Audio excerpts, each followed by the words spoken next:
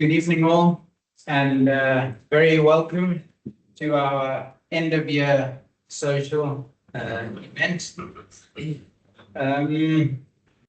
On my script it says all protocols observed, but as an egalitarian organization, the MLA, I don't think we normally do go through all of that. So very welcome all. Our chairperson, Esther Chigumira, was not able to be here, so you've got the less eloquent myself and other committee members who will be standing in for her. The last social we had was in this venue in July, and we had Prof. Gift Mugano, who came along and talked on the macroeconomic situation in the country, well, from his perspective, which was interesting, lively, and we had some good discussion. Today's program, it has been flashing up and was part of it, but I'll just run through it. We've had arrivals and networking and getting something to eat. Then the chairperson's welcome and introductory comments. We've got people online, Tony? Yeah. Okay, they'll be coming on. Then now we've got, straight after me is Prof. Scoones with his presentation. And after that, we'll have questions and answers. Then, as is common, we have our sponsors, without whom we wouldn't be able to have such events. And they will be doing a brief pitch as well. And then we end with as it's Christmas and we all like Christmas boxes in Zimbabwe, we'll end with the raffle that will be held, and then there'll be further networking and chatting as people leave. Just to give a little bit of intro, I know most of us are members here, but there may be others. Just on the Market Linkages Association. It was established in 2011, and that was following a series of national workshops convened by SNV. It sort of evolved from an SNV FAO funded working group into the formal Market Linkages Association, which brings together stakeholders committed to unlocking the potential of Zimbabwe's smallholder agriculture through market systems development. So it is a member organization. It's funded by members. As the management committee, our membership sort of goes up and down, and it's always quite difficult, but we're very thankful to our members. So it is an association for and by the members. Our impact and what we've done over that time, we've held about 150 public-private events and convened those since 2011. We've sort of conceptualized and incubated the ZADT, who is represented here tonight by the CEO, and an important agri-finance institution. We facilitated the formation of the Grain and Oilseed Traders Association of Zimbabwe, supported AMA's contract farming policy development, and thousands of stakeholders have been reached across government, NGOs, and the private sector. So basically just a forum for discussion, for networking, but also have developed and conceived different initiatives out of the organization. We usually have monthly forums, and recent topics we've explored is smallholder export horticulture done jointly with HDC, planning for the 2025 summer cropping season. So there's usually something like that in the year, but also looking at in the tighter months with QSNet at food security, and then a look, which was quite interesting, into the sesame value chain, which was kind of kicking off in Zim, and that seemed quite an interesting session. Tonight's agenda, we're really pleased and privileged to have Prof. Ian Scoones with us to present to us. I met Ian over 30 years ago, actually. Ian and I was working for the Land and Agriculture Policy Centre, which was the policy unit of the ANC before coming into power in South Africa. And just after the elections, Ian and I worked together on a big consultancy that was kind of helping to get the whole agricultural sector going towards a more small-scale, different way of looking at agriculture. So it's great to have Ian here. We had our own bio for Ian, which was quite a lot more grand, but Ian is quite a humble person, so he sent us something which he thought was more appropriate. Anyway, Ian is part of the Resource Politics and Environmental Change cluster at the Institute of Development Studies at the University of Sussex in the UK. He was co-director of the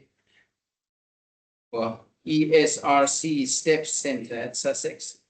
You might explain more of that. And the principal investigator of the ERC Advanced Grant Project, PASTRES, which is Pastoralism, Uncertainty and Resilience, Lessons from the Margins. He's an ecologist by original training, but works on livelihoods and agrarian and environmental change, especially in Southern Africa. And as most of us will know, he's been in Zimbabwe since 1985, pursuing and working on agricultural development here. His long-term research on land, agriculture, and livelihoods in Zimbabwe is covered in the regular blog called Zimbabwe Land, and an interesting blog to follow. So thanks, Ian. It's great to have you here. And is Ian going to use this as well, and the mic? Thanks, James.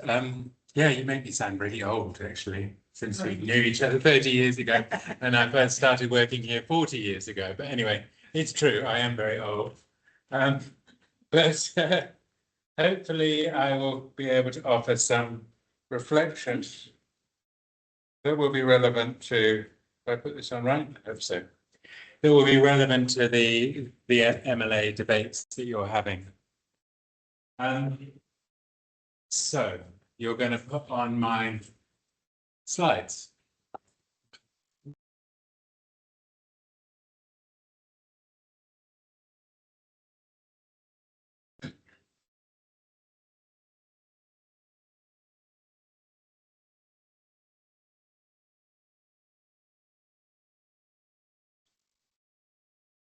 I mean, while they're coming up, basically what I'm going to be talking about are some reflections based on the research that I and Dr. Chatikobo, sitting in the audience here, have been engaged with a number of others, on reflecting on 25 years after land reform.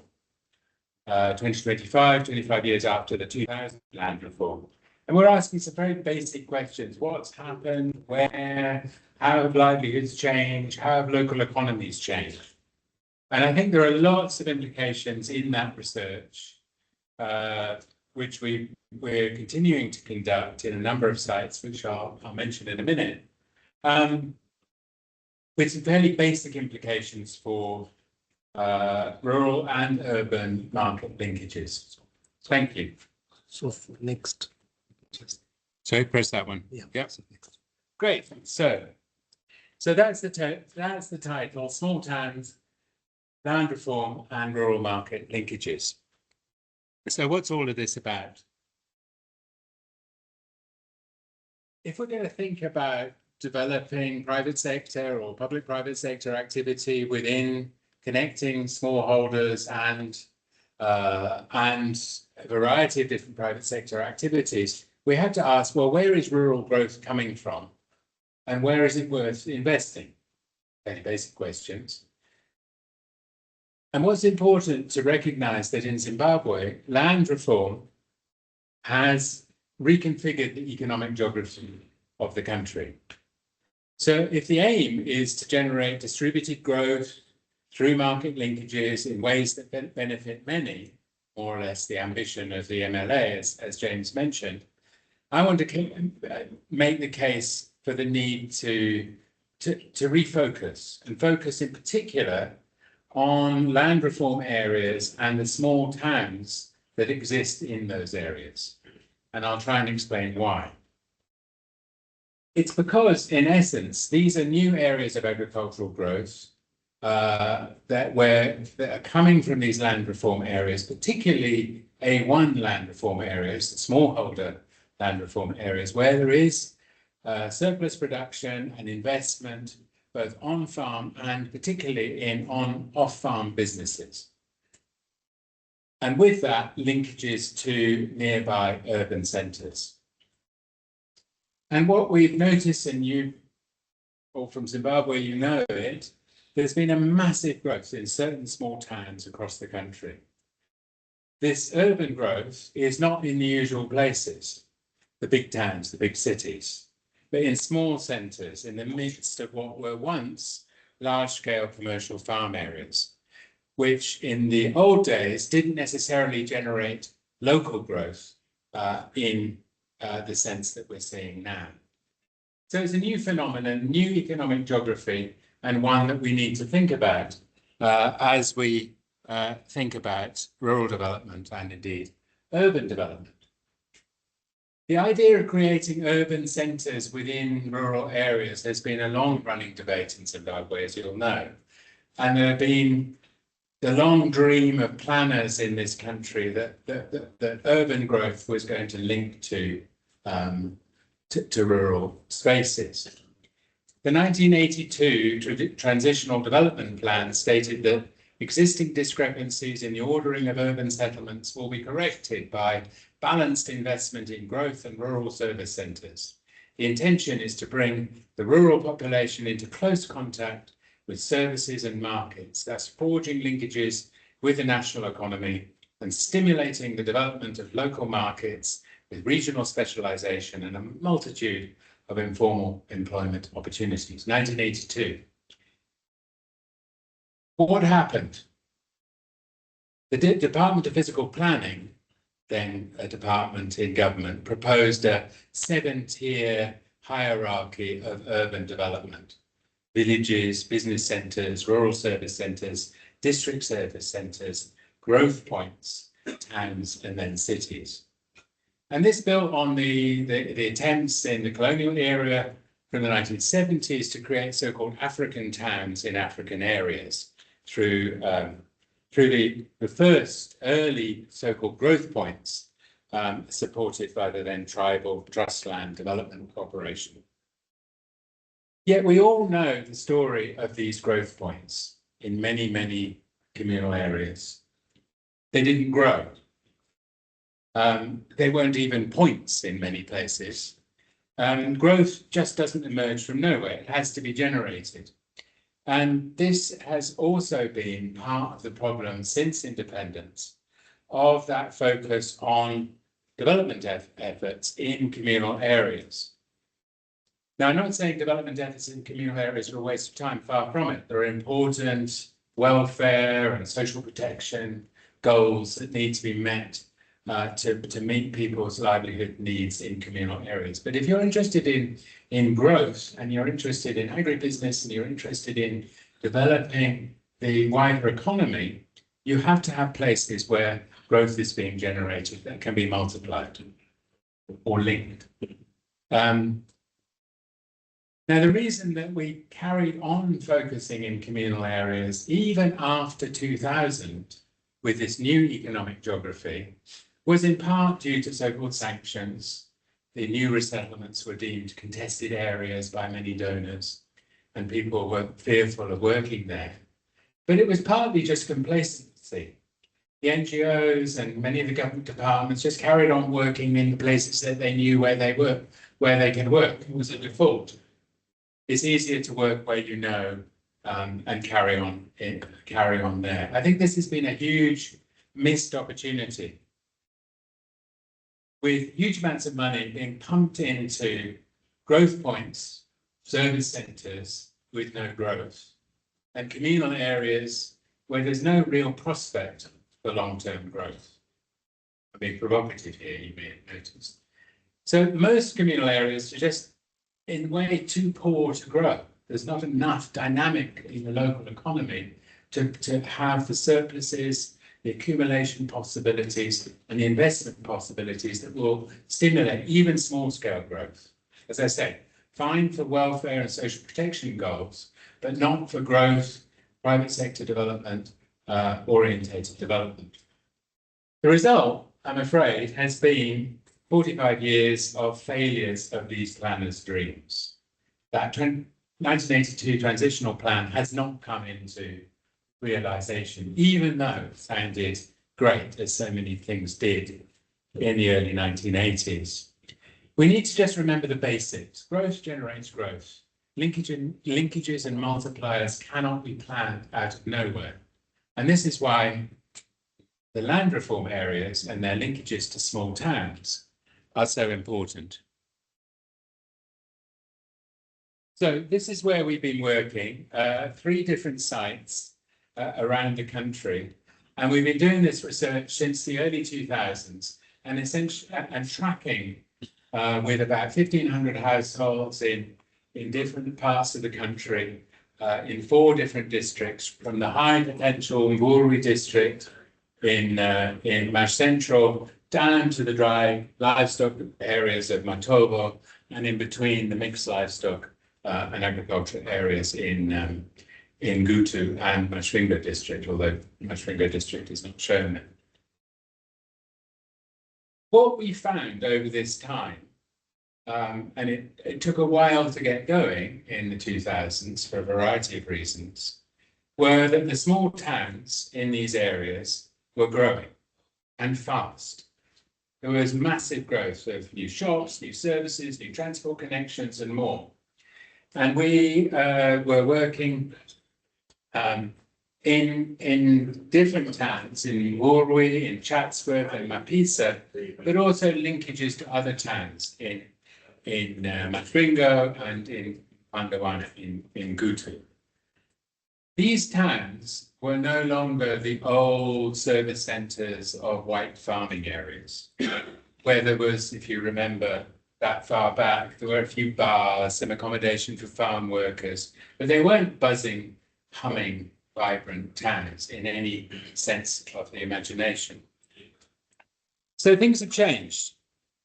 So in our data collection, and you may not be able to see all that, and don't worry about it, I'm going to highlight a few points. We've looked at each of the 3 core towns that we've been exploring through repeated surveys of enterprises and investments. These are rough and ready estimates of, in this table, the numbers of different activities and enterprises in these towns. Don't worry about the detail, but the basic story is an upward trend across a whole array of different enterprises, with some important exceptions which can be explained and we can come on to in a bit. So, for example, I mean, just literally in terms of population and housing in Mburi, it's grown from 200 to 3,500 or so. Grocery stores and supermarkets, 11 to, I can't even see it now, 95. Hardware stores, 4 to 75. Carpentry and welding outfits, 5 to 50. Food outlets, 5 to 30, and so on. All of this growth has happened in this 25-year period, but it's also generated a huge amount of employment. So a lot of these outfits, they may employ just 2 or 3 people, or even 1 or 2 people, but you multiply it by these numbers in these towns, that's a lot of employment. Not great employment, but some employment. And it's where things are happening. This, to my mind, is the private sector in action. Most of these companies don't have nice banners like these ones, but they are at the core of what the private sector looks like in most places in Zimbabwe today. And it's driving both employment, but it's also driving growth within these areas through informal businesses linked to agriculture. So in Murwi in particular, we've seen a massive growth, obviously due to the tobacco story, but also more recently due to horticulture. In Mapise, it's slightly different. Mining obviously is crucial there, gold mining in particular, on land reform farms, but with very interesting connections between agriculture and mining in Matabeleland South. The Chatsworth story is a bit different, partly because it's sandwiched between Mashwingo on the one hand and Pandawana on the other, both of which are growing massively. So its growth has been more faltering, in part because of the collapse of the ceasing of operation of the railway line. So there are particular stories in each of these towns, but a lot of things have been happening. And you only have to look from space to see the growth of some of these towns. This is Murwi in Mazoe district, with images thanks to our colleague Keen Marojwa at Zingza. From 2003 to 2025, you can see the black filling is in are the built-up areas. Massive, massive growth. And as towns expand, the value of land within towns and within the areas around towns is changing fast. And what was previously allocated as agricultural land is often redesignated as urban. Now, this generates significant revenues for those involved, not all of it going through the books, it must be said, but it also offers opportunities for investment by those in rural areas who have surplus funds and and income from agriculture. So across our sites that I mentioned before, 25% of A1 households, smallholder land reform area households in our sample, and 65% of A2 households in our sample have bought houses or stands in towns near land reform areas in recent years. That's a lot of investment in real estate. Farmers are into real estate. In Murwi, for example, a town council officer told us 24% of the 5,539 stands in high, medium and low density suburbs in the town allocated in the last few years had been purchased by A1 and A2 farmers. That's a lot of stands, and that's a lot of investment coming out of agriculture from agricultural surpluses into investing in towns, in this case in stands. Farmers are now the landlords. They're gaining rental income to supplement agricultural income, diversifying their portfolio, spreading risk. This happens in any farming setting, but it's interesting that land reform has generated this in Zimbabwe. But it's not just housing that makes up growth. As part of our surveys, we've looked at, as I mentioned, different types of business. So there are retail businesses, supermarkets, hardware dealerships, grocery stores, vendors, butcheries. There are service businesses, hair salons, teaching outfits, doing supplementary grades for kids, carpenters, welders, airtime sellers, finance suppliers, tillage services. There are transport businesses, minivans, petrol stations, repair garages, mechanics. There are real estate businesses that we've talked about, not only the buying of the stands, but also the builders, the brick sand maker suppliers, the people who make the windows and so on. And there are food, entertainment and accommodation businesses, bottle stores, food sellers, restaurants, hotels, guest houses. So in our studies in each of these towns, we've looked at who these enterprises are, but we've also investigated what are their relationships to agriculture. What are the market linkages, to use the language of your group? So some of these are businesses where agricultural products are supplied and in some cases run by farmers who straddle the rural and urban. And this is particularly women and younger people with less access to land and less involvement in direct production.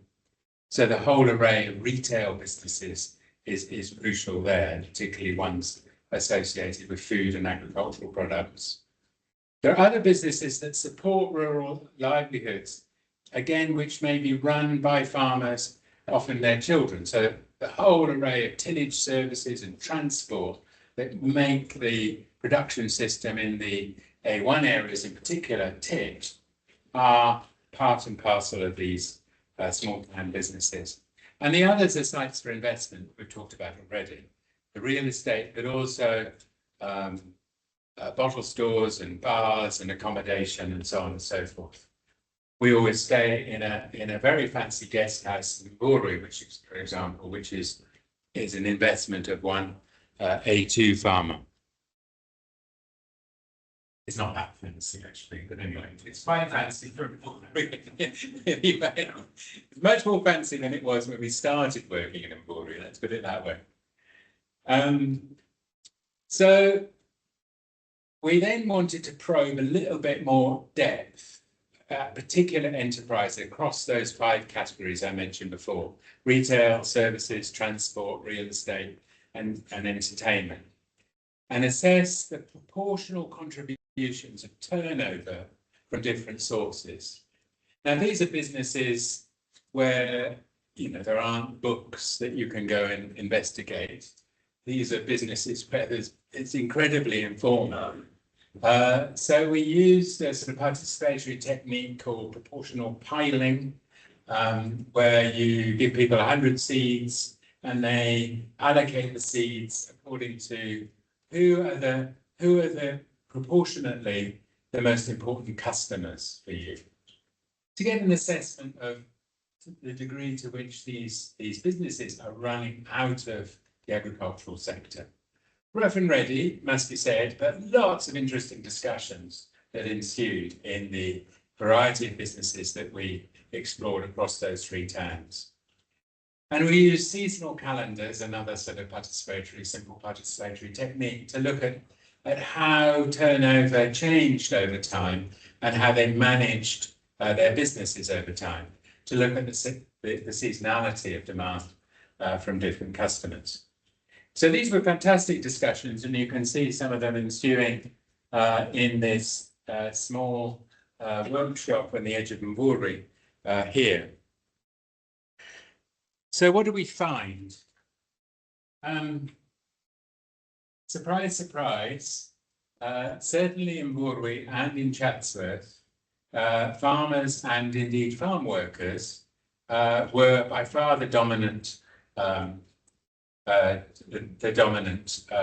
customers across businesses. I haven't given the disaggregated data here.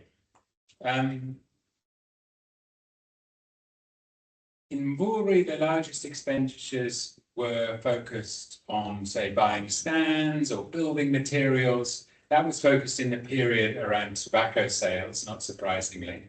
Whereas in Chatsworth, the income was more equalised across the year because it was generating from irrigated horticulture, which was happening year round. In Mapisa, by contrast to the other 2 places, it was miners who dominated the customer base, particularly artisanal gold miners, who were quite specific in their consumption demands and their consumption of alcohol, and the Delta people will be happy about this, and going to restaurants and so on, less invested in long-term investment. But as I said, the relationship between mining and agriculture was important there. There are other categories here, such as passers-by and AFM members in Chatsworth in particular, and people associated with school, who actually, in many respects, were also farmers connected to agriculture in some way. But the bottom line here is, if you've done this in towns, I don't know, 25 years ago or more, the main custom for formal town-based enterprises would probably be people like civil servants, people in jobs, conventional jobs, rather than farmers. But civil servants, as well, you know, and some of you may be here today, have little disposable income, virtually no disposable income, and many civil servants, of course, are farmers too. It's these civil servants in these towns who are renting rooms from farmers these days in the rental properties that farmers have bought or built in the last 25 years. So things have changed. The customer base has changed. The dynamics of business has changed. The patterns of economic activity have changed.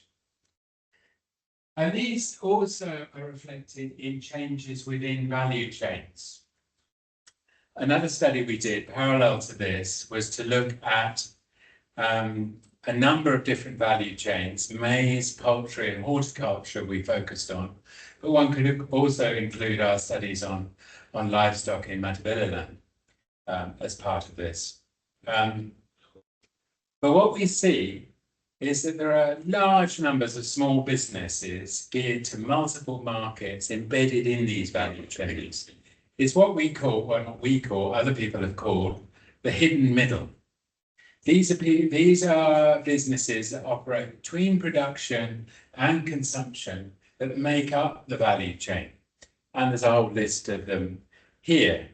This again is the private sector, and this is existing in all of these places through small, informal businesses that allow these value chains to operate. So this hidden middle is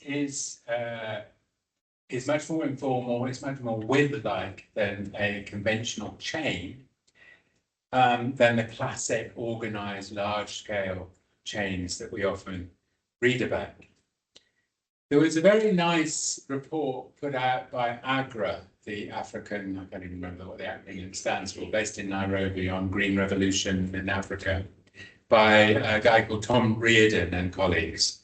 And they argued and made and coined this term that these hidden middle enterprises that are growing massively across Africa, and it's not just a Zimbabwe phenomenon, they looked at Nigeria and Tanzania, I think. They make up a very significant proportion of non-farm employment in rural areas.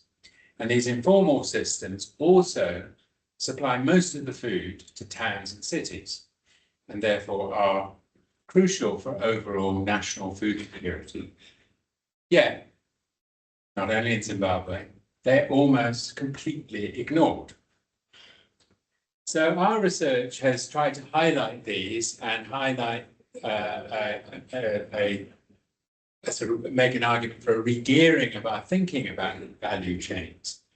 And this little booklet here, you can get online, argues that there needs to be a new focus, a move away from this attractive gaze that we often get sucked into of the high profile, high profit, export orientated, but ultimately, frankly, rather exclusive form of value chain towards this complex web of what's happening on the ground with the hidden middle, with all of these type of businesses operating in the small towns that we encounter.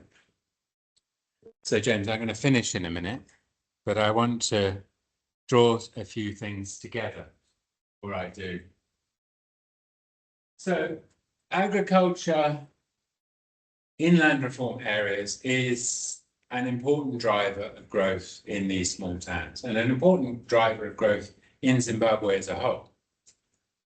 There's a really key importance that we often under-recognize of the role of youth and women in facilitating these type of linkages. And they have different roles. But there are big constraints. I mean, I've given a positive picture where you talk to any people in these businesses, they say, well, and you know, this is the case across all private sector operators in Zimbabwe, big or small. The failure of infrastructure, the lack of infrastructures to support these linkages, crap roads, no electricity, lack of water, you know it, is a real problem. The other big problem that people face is the the ability to access finance. So it's great that the ZATT folk are here, because the big gap, in my view, is what I call the $1,000 to $2,000 loan. Not the big loan that you can do with collateral with a fancy house in Chisipite or something, or the $200 that you get out of a savings group. It's that intermediate amount that allows you to get going, that allows you to buy, I don't know, your first egg hatchery machine. I don't know whether they're called egg hatchery machines, but you know what I mean. I think Christine will correct me. And that's a big gap, because you just cannot find that money. And that constrains people both starting but also scaling up. There is still, and I find this still quite remarkable actually in Zimbabwe, given this 25-year experience of surplus production and so on and so forth, the lack of attention amongst these businesses in particular types of value addition. And I know you as an association have looked at this, but you know, how many tomatoes can you grow and still eat them fresh? Well, only a limited amount. You see vast numbers rotting, etc., etc. So there are a whole set of business opportunities that could quickly take off for value addition and processing of agricultural goods into these markets, these growing markets in these small towns. Many of these people in these type of businesses, like the picture that we showed when we were doing the proportional ranking, a few guys operating outside under a shelter, lack any form of business training, basic accounting and so on and so forth. And they found this analysis of the 100 seeds incredibly interesting and useful. They thought, oh, well, that's interesting. They're perfectly intelligent people, but they hadn't had any sense that you could think about that in business terms, managing cash flow, managing the business. And the one at the bottom, the point at the bottom about politics of land access, that sort of hovers over all of this, because this dynamic between agricultural areas and urban areas, as I say, is fast changing. The value of urban and peri-urban land is going through the roof because of this dynamic.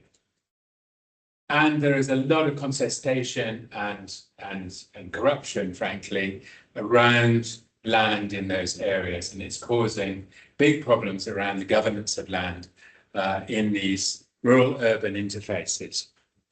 And it's one to watch out for. Okay, so what does all this suggest for policy, or for rethinking how we think, really? If we are to recognise the new economic geography of Zimbabwe, which is about time, I would say, 25 years on, we need to focus on where the growth potentials exist. Let's not get caught up in a romantic notion that communal areas are going to deliver, or just a default notion that we should carry on working where we worked before. The land reform small town linkages are key to this story, in my view, right across the country, in part because these are the places where surplus production is happening, economic growth has real potential. Now, as we've seen in all this data that I've shared very briefly, lots is already happening, so you don't have to start from scratch. But there are some various policy interventions that really would make a big difference. Infrastructure investment, skills upgrading, and appropriate financing. And just to repeat the financing point and the barriers to entry point, cost of permits, licenses, taxes, and all that paraphernalia of government that has treated over so many years in Zimbabwe, which, you know, to their credit, they're trying to cut back on under their rhetoric of being open to business, but it's still there. It's a massive barrier to entry and to upscaling a lot of these activities. And as I said before, the $1,000 to $2,000 loan is that small amount of money that can get people going, can allow people to scale up. The focus on women and youth is not just because we all should focus on women and youth, it's because these are the people who are actually driving a lot of this business. It may be tobacco farming in Woolwich may be more male dominated, but those businesses in Woolwich are dominated by women and young people.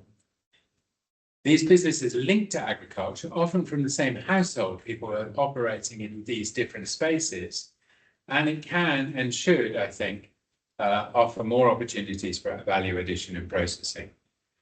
And the final point is again a wider plea on that need to integrate the rural and the urban, the territorial, linking land reform and small towns in a wider vision of development that goes beyond the planners' dreams of the 1982 Transitional Development Act, but something new and relevant to 2025. So I'm going to finish there. The advertising break happens now. There's a booklet that you get online that says a lot of this stuff, and our blog that James mentioned right at the beginning. You can get a little update on our research most Mondays. So I'm going to finish there.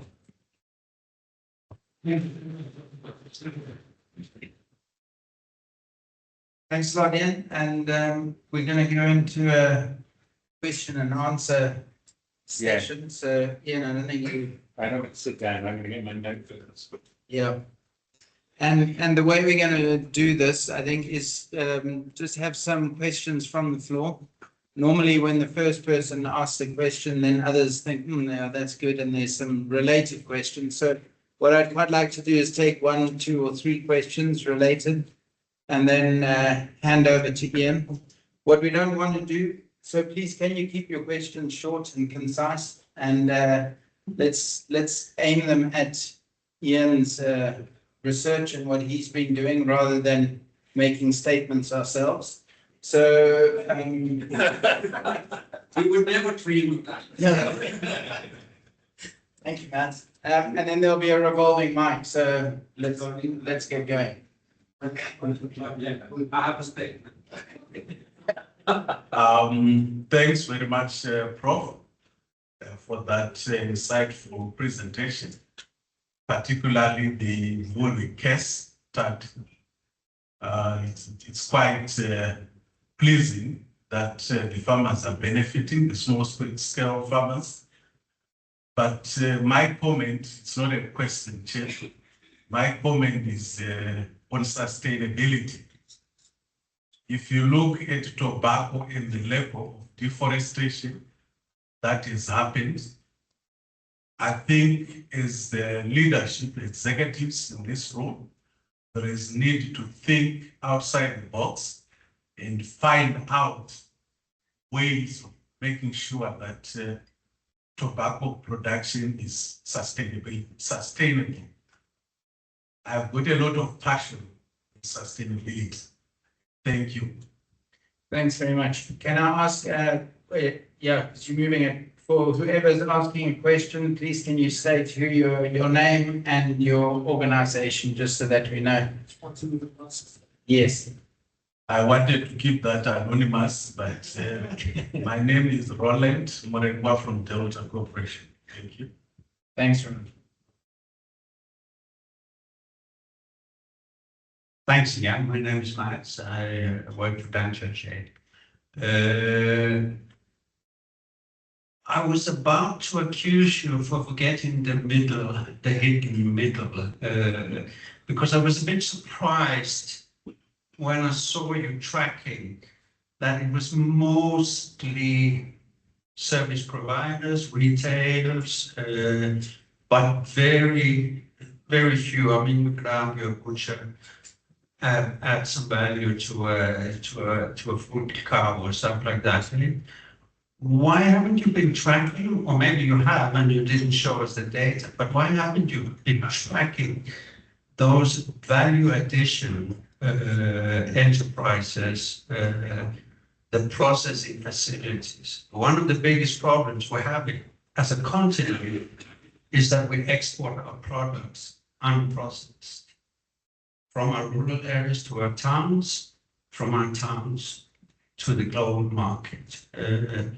And I think that to crack that nut, how do we get processing out into these rural growth points, or whatever we want to call them, is a very, very important one to understand.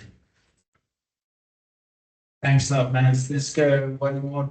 Thomas? Yeah, we have a question. Real question. Not a comment. It's a real question. But my question would be, you have these 3 areas and you focus on A1 and 2 resettlement areas. Did you have a control to see, all right, is it not there? And did you try to look at remittances and their influence in this growth?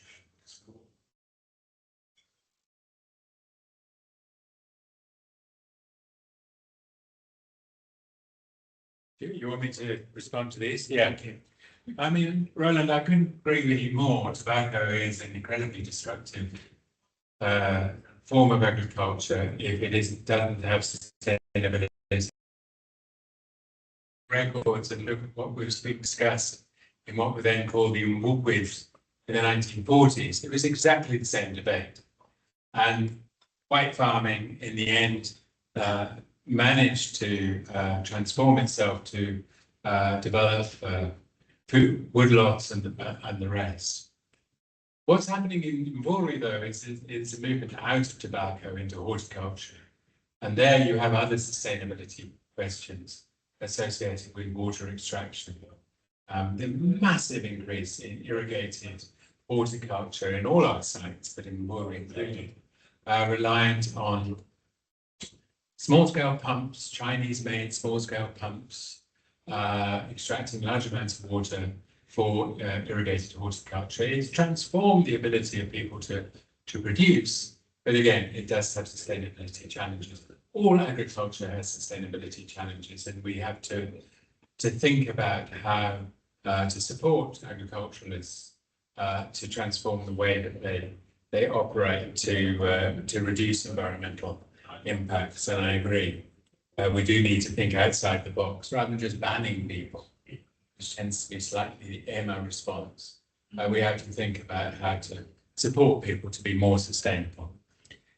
Mads, I agree. Yes, the missing link in a lot of this, and that's what I emphasized in some of the concluding comments, has been, and I express my surprise that we didn't find a huge amount of value addition and processing.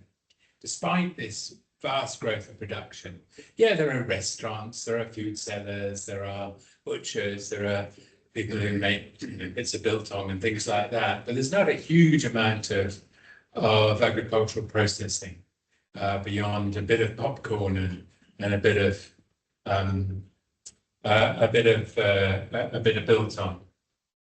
I think there's a real potential there because there was so much being produced, particularly from the horticultural sector, and there's clearly demand. But that would be another dimension of that hidden middle. What we were describing is what's there. And it's massively vibrant, creating jobs, creating new economies. But it could go more, there could be more. And that's where policy and investment happens, riding on the back of what's already happening rather than to create it totally anew. And Thomas, you mentioned, yes, I mean, in each of these sites, we have a so-called control, we have A1 and A2 and a communal area sites nearby, where we're monitoring how people have managed their livelihoods over these 25 years. And you see, certainly when you compare the communal and the A1, A2s, as you know, are very different. You see the A1 farmers are the ones who are producing surpluses, who are investing and are creating this growth. But very few at the top end, this doesn't exist in the communal areas, even just a kilometre or two away. And these are the same people, and often they came from those communal areas to invade those farms back in 2000, 2001. So it is a control in that sense. Remittances, yes, rather like mining, remittances are important. But they're important both for supporting agriculture, for sure, both diaspora remittances and more locally circulated remittances, and are definitely part of the wider growth story. But what we were interested in saying, okay, so we've seen this growth. What proportion of it does come from agriculture and from agriculture that is associated with the land reform areas? And the answer is a significant amount. The exact amount is not possible to say, but you know, it's significant because it and it's significant in policy terms because it's being ignored. I can't think of any program out there who are doing projects linking land reform areas to businesses in small towns. Why? The default reasons we discussed before. Anyway, more comments and questions.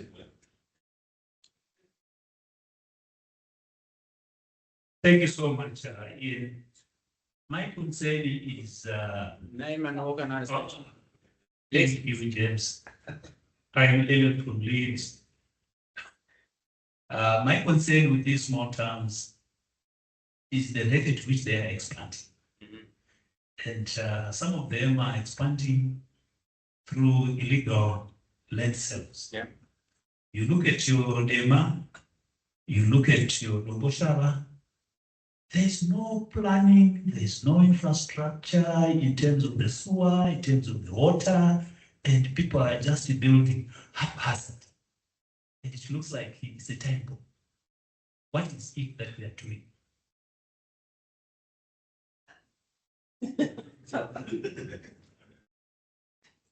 Hi, I'm Michael from the Marketing Association. I was with the DBC in Mount Darwin, and we had a discussion about the local economy. And he said there's lots of money here, but the government doesn't see it. It's totally informal. He cited the case of tobacco farmers who get paid in Harare, they cash out. The local banks, there's 2 banks in Mount Darwin, they don't see that, but the entire economy is almost informal. To what degree do you sort of take this into consideration? Thank you. Okay, one more, someone? I'm Sandy Roberts, part of the MLA committee. Just to follow on from what Michael was saying, I noticed in your table that you had in 2000, there were only 2 financial institutions, went to 16. And that surprised me because of the informal nature. And I just wondered what you were classifying as a finance institution. Was it a savings group? Was it, proper bank? Just what are you calling a finance? Yeah.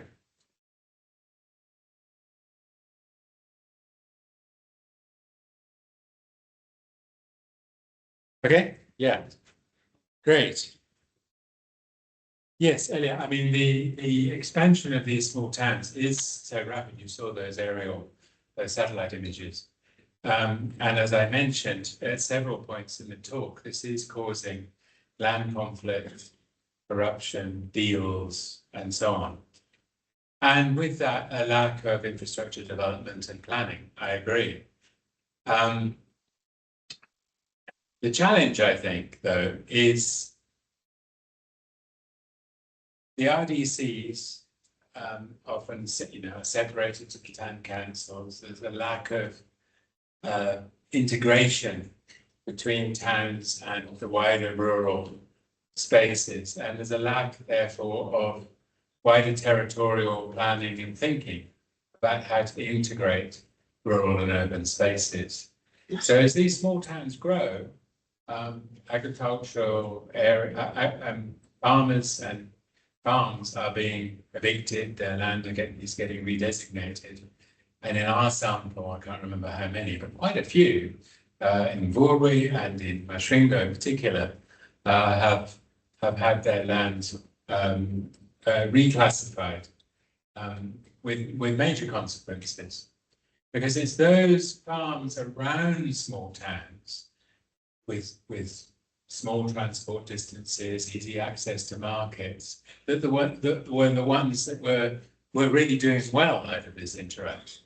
So as you push the town outwards, it becomes less small by definition, and therefore less able to operate in this economic dynamic. So I think there needs to be, I talked about the department, what was it called, spatial planning that used to exist. That those sort of capacities in local government and across different ministries no longer exist to the extent they are. And this is being driven by often the greed of people who can make money out of these deals, but also because of a vacuum of capacity and ability within local government to do anything about it. So yeah, I'm agreeing with your comment. Your Mandarwin DDC colleague, is absolutely right. I can't remember, there was some statistic that came out of Zinstats not so long ago about the proportion of the total economy that is so-called informal. It's very, very high. It is the economy. So we can't deny that. What we need to do is start with it and not wish it away.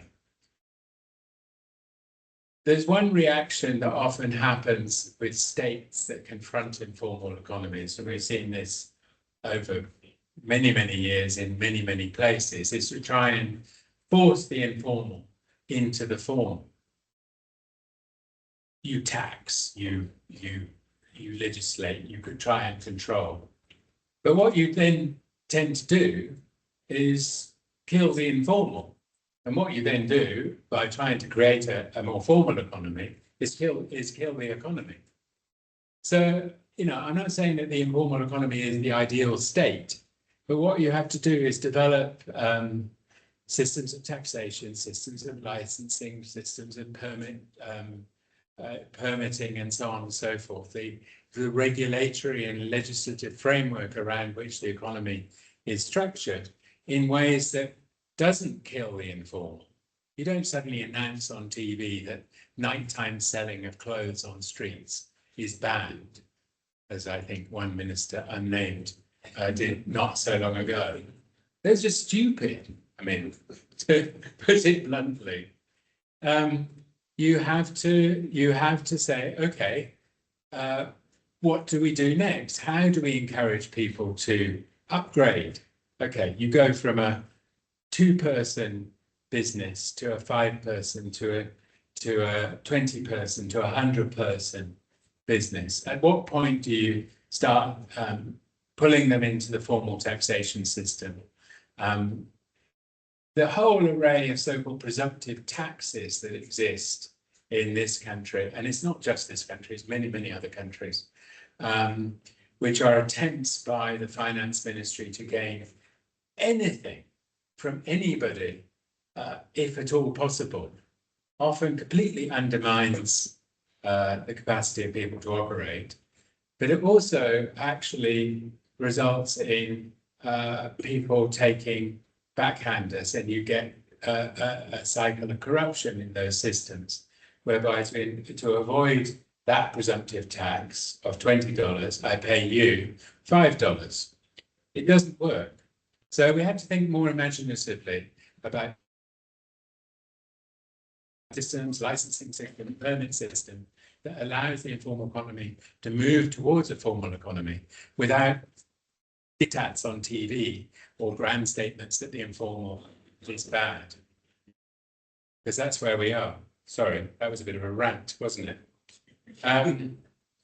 It's getting late, Sandy. Yes, these, I mean, go to any of the small towns. These are in between a bank and a savings group. There are a whole variety of different operators that provide eco-cash operations or small-scale credit or small-scale finance of different sorts. They're the ones that channel remittance flows. They're the ones that provide small-scale support for so many people. And they're small-scale operators. They operate on a very, very limited. They don't have a national brand. They just have a shop front around which they operate their financial services. And these are crucial to so many people all the time.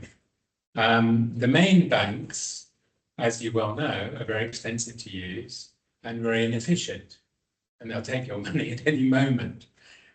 These operators operate in that middle space and are absolutely crucial to how these systems operate. And it's why they've grown from whatever it was 2 to 16. Thanks, Ian. Any more questions? This will be the last round of questions. So, Matt, you've had your turn. Thanks, Ian. My name is Mark Benson. I'm a consultant.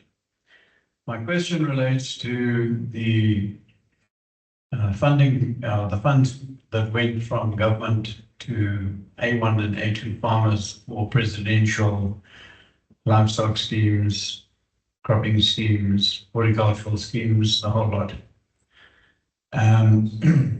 Most of us are aware that not very much of that money actually went into formal agriculture or to productive agriculture.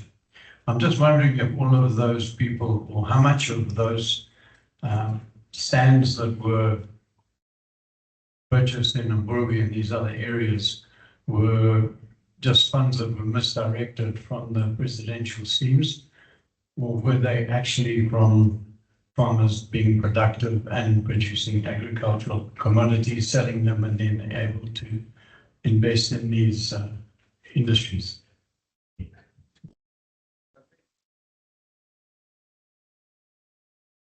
Okay, thanks, Godfrey from ZDT.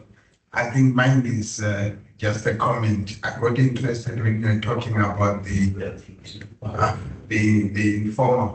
informal sector, and you started wondering, you know, if you are not could probably be out of your scope for the study, but it's interesting to see how, you know, the shrinking of the formal market is maybe contributing to the informal market. So if you go back to 1982, what the development planners were looking at was probably some additionality.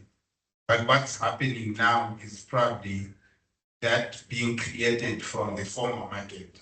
So when you net that massive growth, it's probably coming out of massive decline somewhere. That's interesting.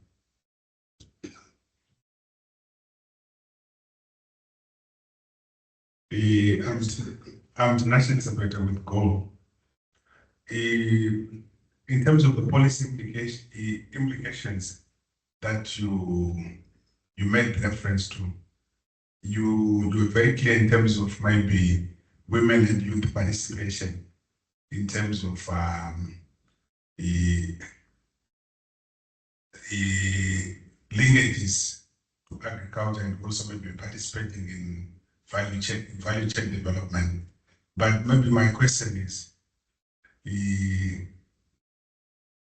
what incentive is there in terms of maybe the legislative framework, as well as maybe the supporting functions for these groups to be participating in some of these value chains that you made reference to?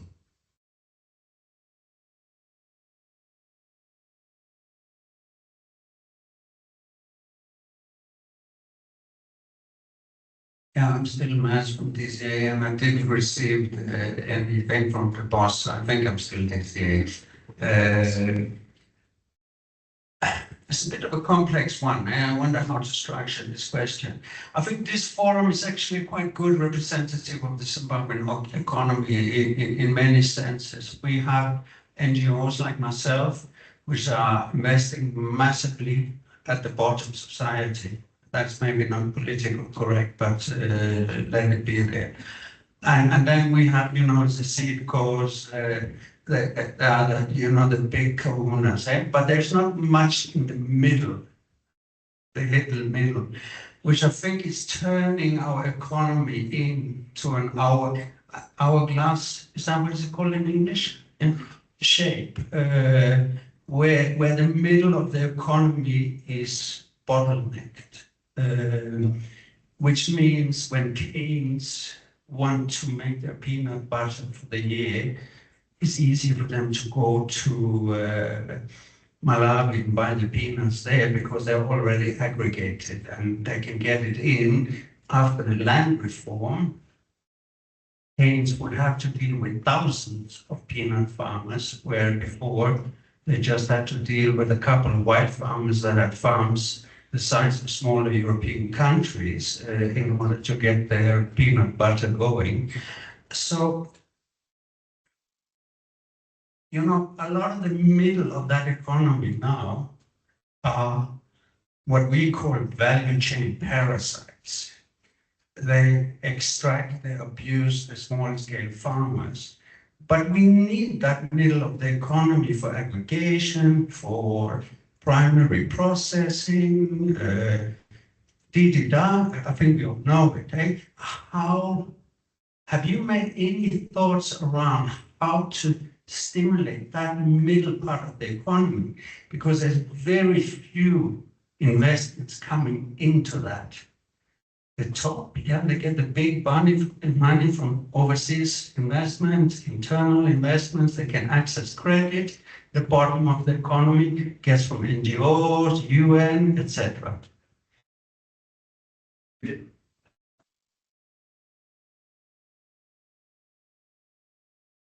Matt, I'll take your question first, because in a way you've re-emphasized what I was arguing.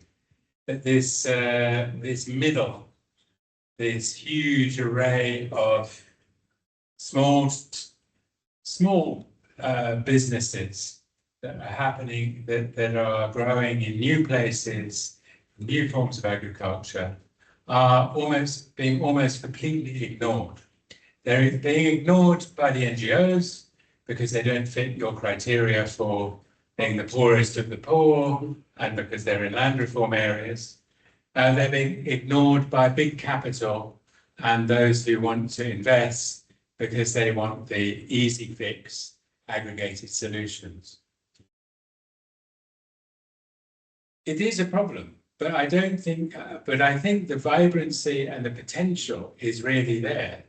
So I think it's the imagination of groups like this to perhaps think about, well, what are the ways that processing can be expanded in these areas, aggregation activities can be expanded, not necessarily to provide all the ground nuts for one factory, but in ways of aggregating in ways that supply chains can operate to produce a commercial product. I think this is happening, but it's happening too slowly because of a lack of policy imagination, one, because the policy imagination is split. The donors look to the bottom, or whatever your metaphor for was. Yeah, which is fine. It's a reasonable objective for welfare type investment. But the state looks to the flashy, export-orientated, high-value, what they think is business capital B. But what we've just been discussing is that the private sector and business is this middle. And it's huge. It's employing vast numbers of people. It's producing lots of surplus. It's generating growth, but in new places and in different ways. And people just haven't got their head around this. And it just requires some real, quite fundamental rethinking. So I hope the MLA will encourage that and maybe have this as a focus of some discussion about, well, what do we actually do in this area? What type of finance? What type of aggregation activities? What type of connections to these larger businesses would be possible? But yeah, currently we have this split view, and it's a split view that is essentially the dualistic colonial economy. I mean, white people used to own, not necessarily the case anymore, own the top, and black people were the poor at the bottom. I mean, that was, you know, to put it very brutally, how it was. Why on earth, after land reform, do we still have that mentality in our head? It is absolutely extraordinary, given all the revolutionary rhetoric that we hear from the state and others. It just doesn't make sense. So, in other words, I agree with you. So, Tinashe was saying, yeah, what is the type of legislative support and regulatory support that will allow youth and women participation in the ways that we described? Well, the answer is there is none, because they're ignoring this. What we are seeing is initiatives by people on their own. So, you know, women are much more independent. They have opportunities for independent entrepreneurial activity. They may be the wives, daughters, sisters of people on the resettlement farms. They're looking for business opportunities that connect those farms to the rural areas. In 25 years after land reform, if I was born in 2000, I'd be 25 today. I'd be looking for a job. You're not going to find it in Harare. You might, a very precarious job, but actually I'm more likely to find a viable livelihood as a 25-year-old in these spaces that I've been describing, because that's where business is happening. But I'm not going to get land unless I'm well connected. And as a 25-year-old son or daughter of a land reform farmer, I may not be well connected at all. So what do? I get into this business space. I start hustling. I start selling things. I use some profit from a half-hectare plot of tobacco to buy a combi, and I start a transport business. You do that in a year with some profit from tobacco, and you're off. So that's what's happening. There's no NGO there supporting youth programs or women's programs. There's no government office that says this is what should happen. There's no legislative framework around it. We just have a lot of catching up to do. The state, the NGOs, and how we think. You were talking about, has all this growth essentially been created out of decline?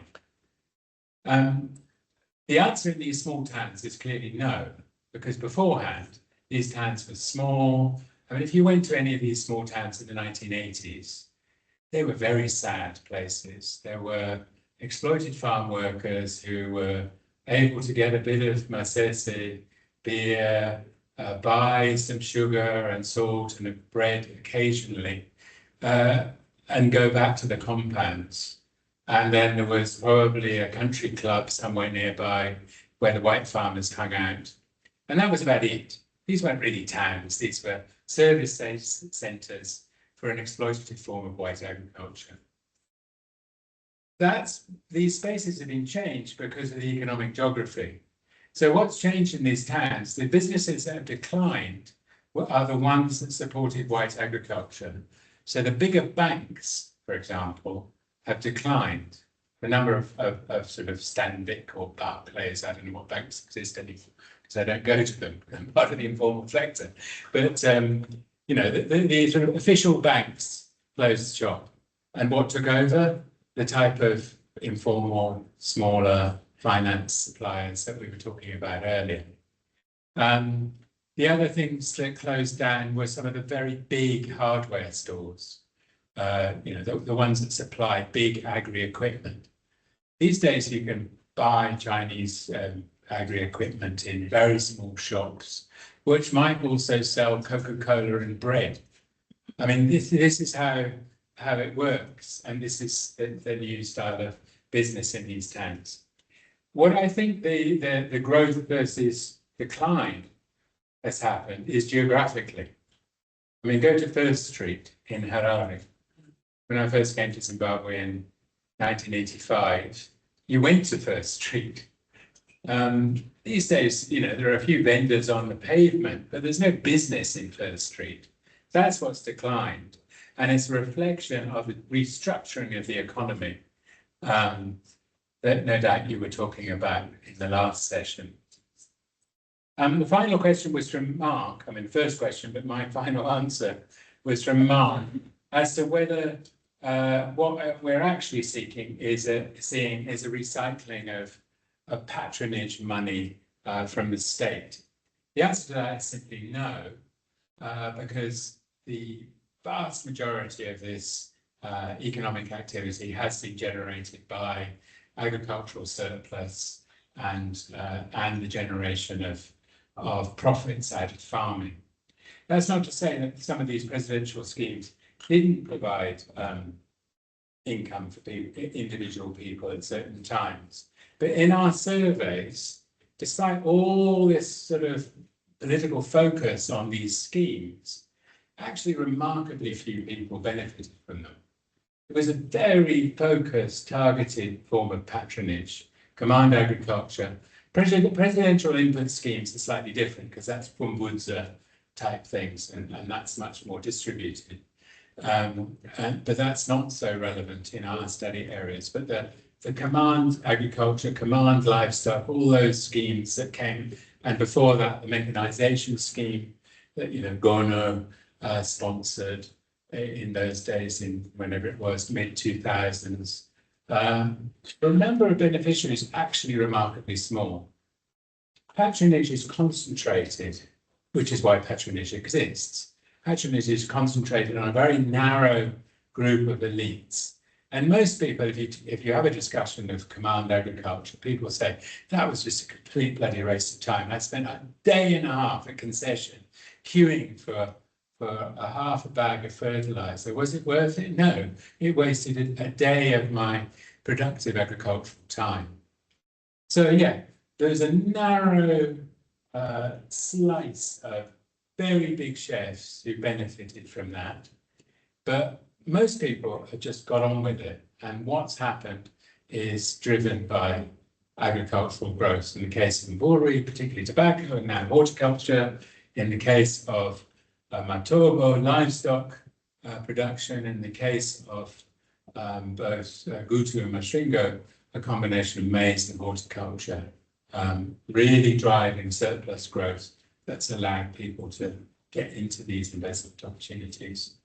So, rather like this story tale of lack of state support into urban-related businesses, in spite of all the hullabaloo and profile of that amount of money that was spent and then disappeared, it really had very little impact on what happened on the ground.